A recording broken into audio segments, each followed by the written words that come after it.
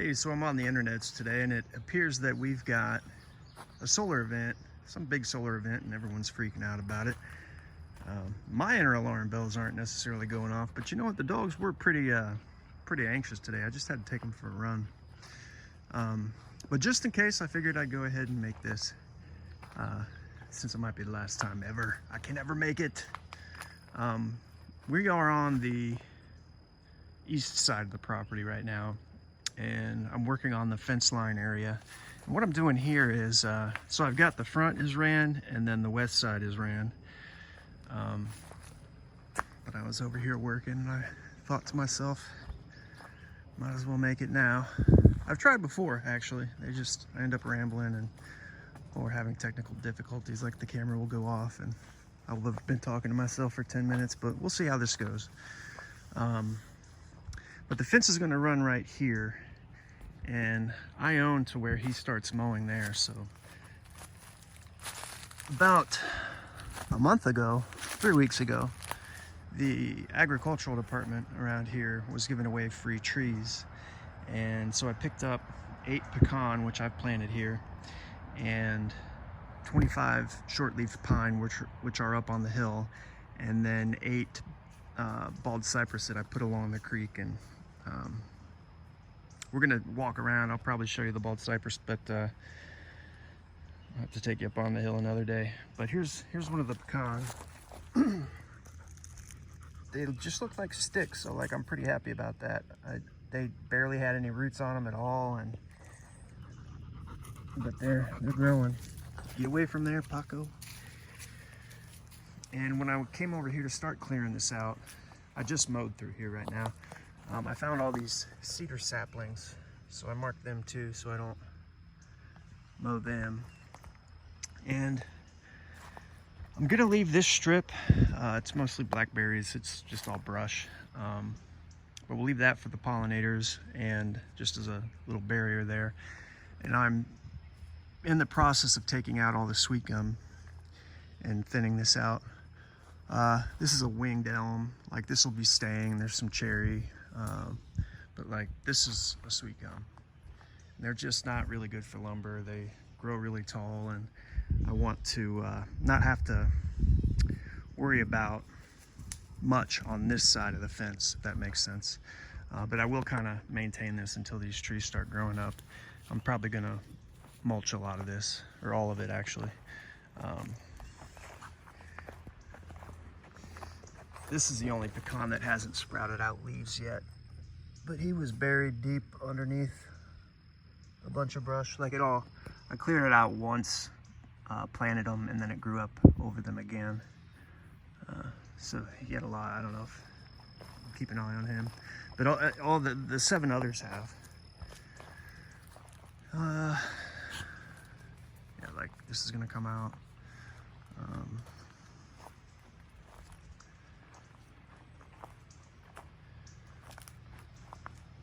This is coming out.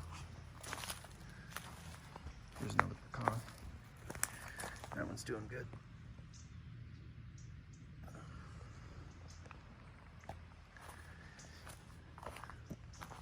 Let's get out of here. So that's a pretty big cherry. Like, big for what's over here, you know. And then this will all be pasture. This is all sweet gum too. Eventually that's gonna come out. But I'm gonna cut it. I'll show you what I mean, but I'm gonna cut it about 2.5, 3 foot off the ground, and then let it grow back for forage for the goats. And eventually they'll probably just finish killing them as they munch on them. We'll get some like this one here.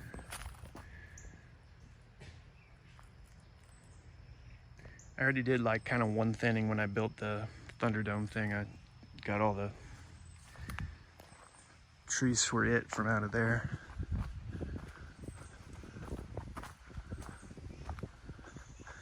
Like, that's all sweet gum, that's all coming out.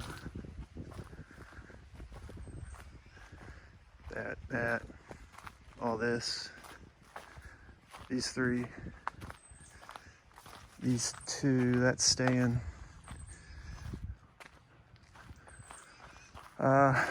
So the fence is gonna come up to here.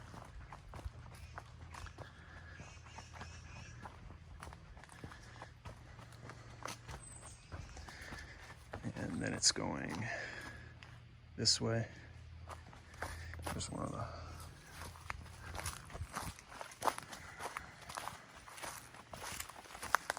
because that's what the property does. It goes from this point here up and over the hill. So it'll come to here, and then it's gonna go that way. It actually goes that way, but I don't want to try to build a fence and have a gate on this hill, so I'm just gonna cut it off and go that way and then up there. And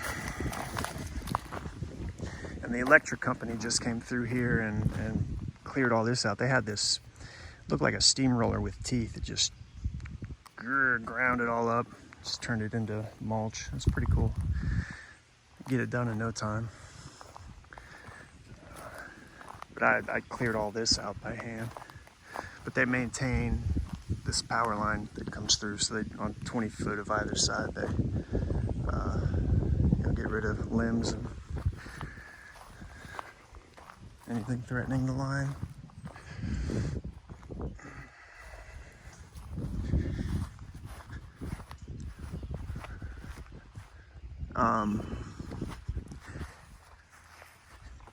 Yeah, I guess I did. These trees here are pretty big. It took me a while to notice them, but I've got a nice, kind of in this area, there's like a nice, they're all like 100 plus years old. Like it's a big white oak.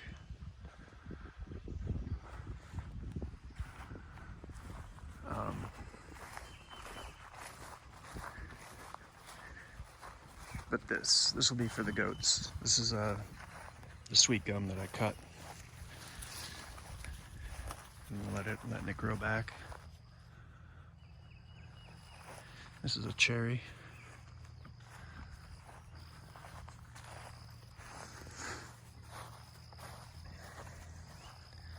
Not really doing anything in here right now. I think that this created like a windbreak, and it might have, I'm gonna throw some sunflowers in here and see how they do. But I think it might have disrupted the airflow, because they kind of had like a mildew problem last year, the corn and the sunflowers.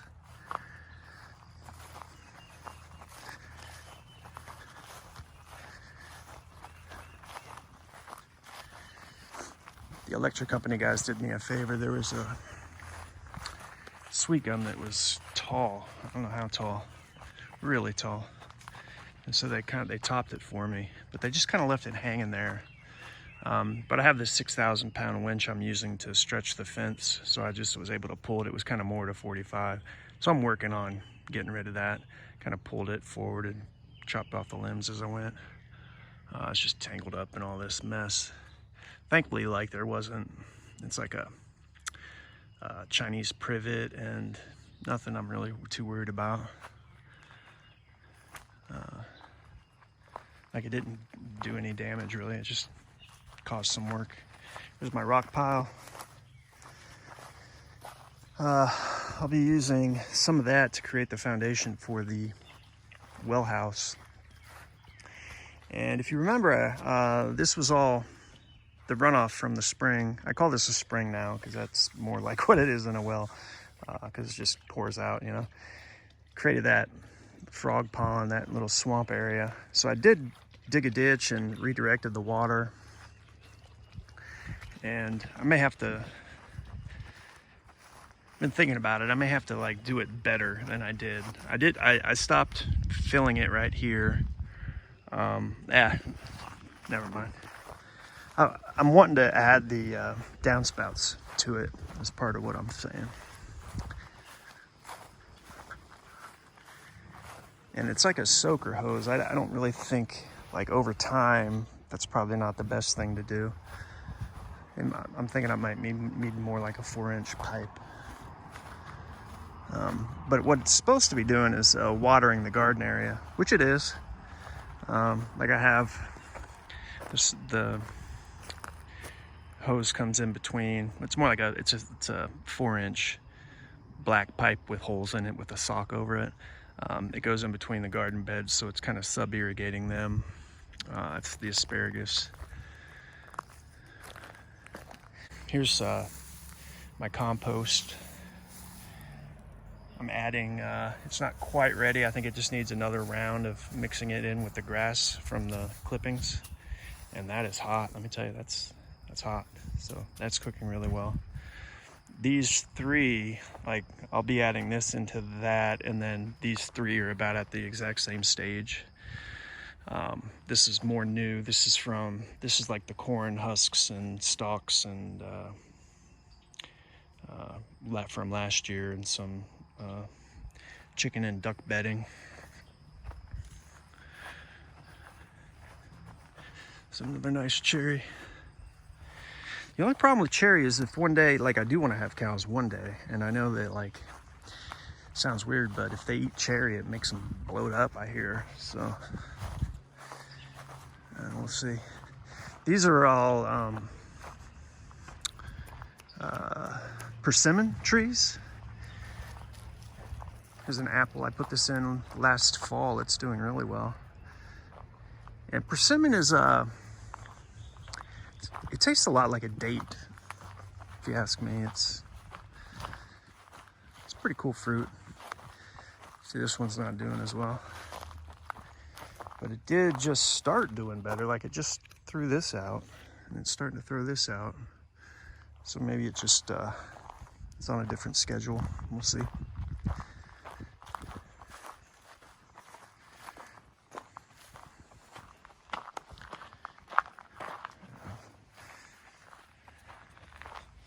So the platform's done. Let me show you underneath it.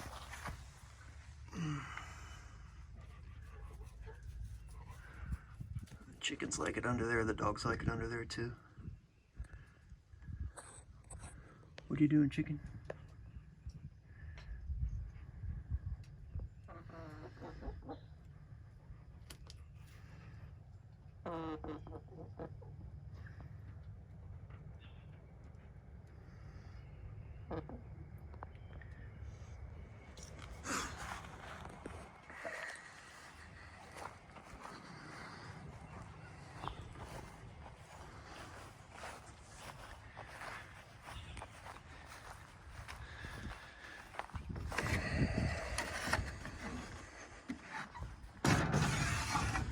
How are y'all doing?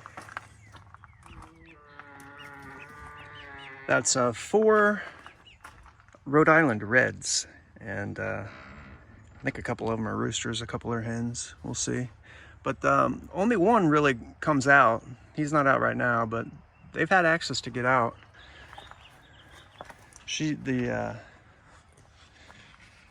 getting beat up, but I think they're afraid of old 16 there. That's 16. She gives them hell. They'll figure it out.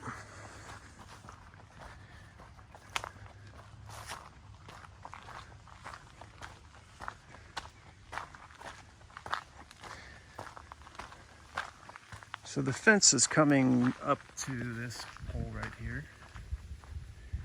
And here's the outhouse. The outhouse will be inside the fence. This is where I'm digging out for the root cellar.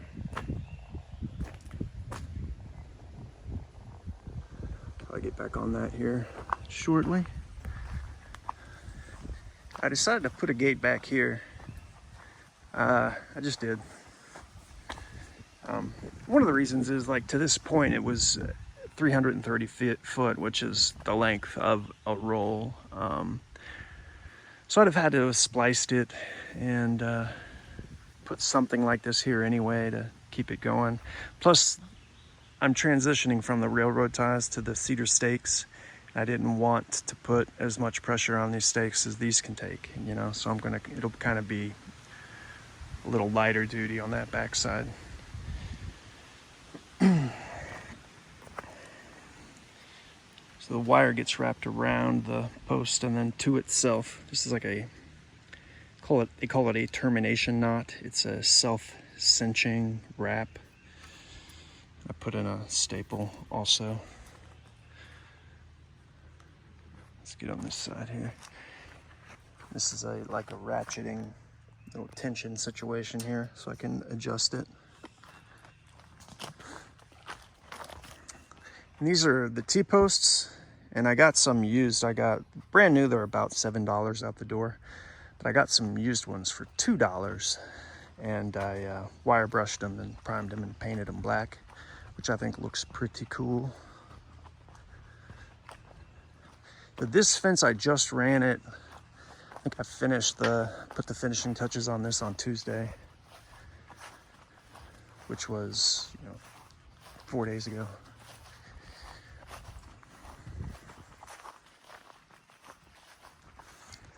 Future foundation for a workshop.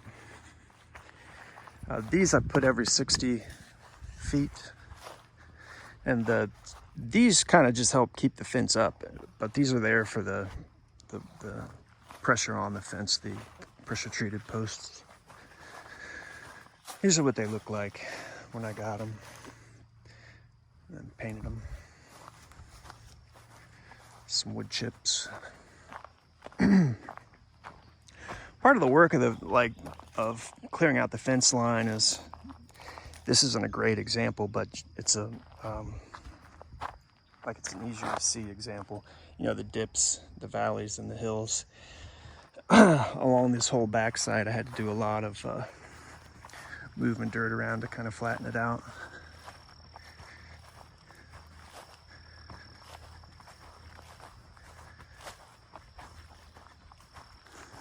The fence is not as, the front is the first section I ran, and it's not as forgiving for the contour of the ground as I thought that it would be. So I'm glad I did, the work I put in was well worth it. I can't imagine how awful it would have been if I hadn't. So I picked up this corner, for instance, about 1.5 feet actually, like right in, all through here. And that all came from here, it came this way. I think I have a couple pictures. If I can splice them in here, I will, of what it used to look like.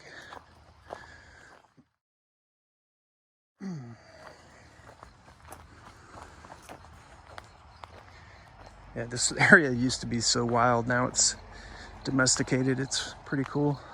If you would have shown me this fence, when I first got on the property, I was camping right in here, and I would have been tickled pink, man. If you would have told me just keep at it, it's gonna look like this one day, I'd have been like, ooh, nice.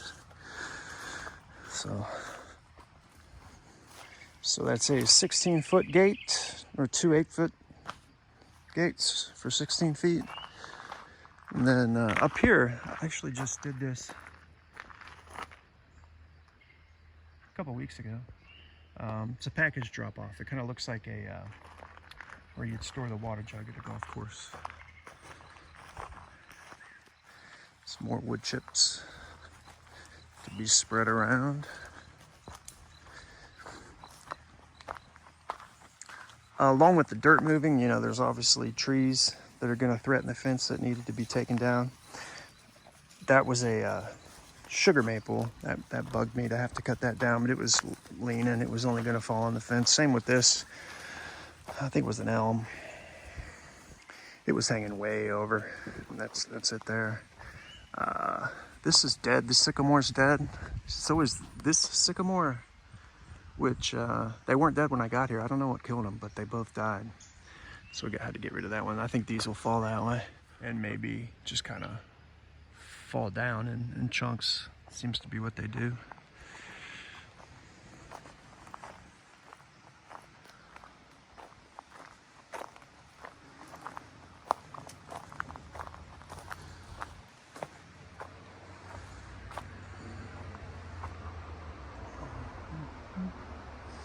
I like this area too. So I'll tell you, it would have been a lot easier to run the fence out that way. But then by adding all this, I get that extra shade. which I think is important.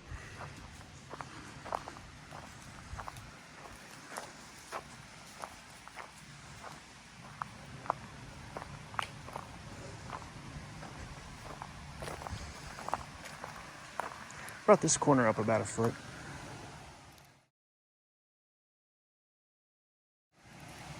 These are all the rocks that got taken out of the holes that were dug.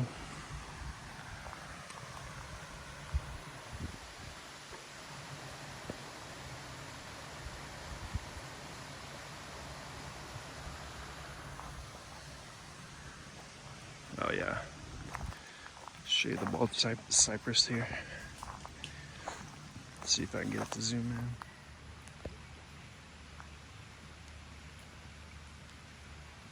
Yeah, you can sort of see it.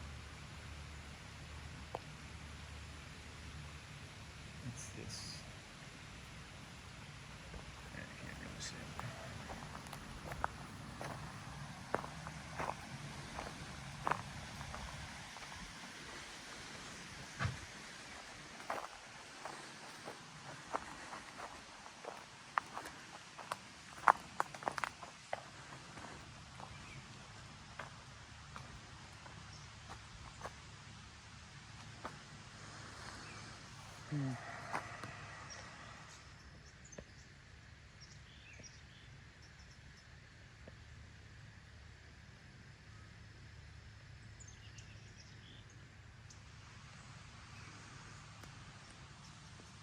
So this will all be pasture, and I'm thinking I'm gonna put the barn over here near the driveway so that I can access the barn from the driveway.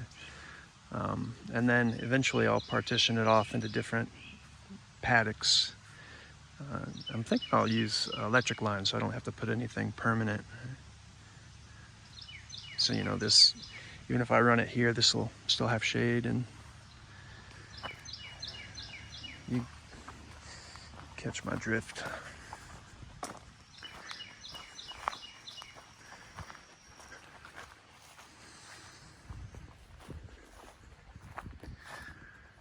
All right, well, that's about it. And do me a favor, print out directions to my place. Yeah, just print them out and put them in the glove box just in case you need them. Oh yeah, let me show you this one. This is a hickory. I found this today. So he's getting an orange flag too. We'll just let him duke it out.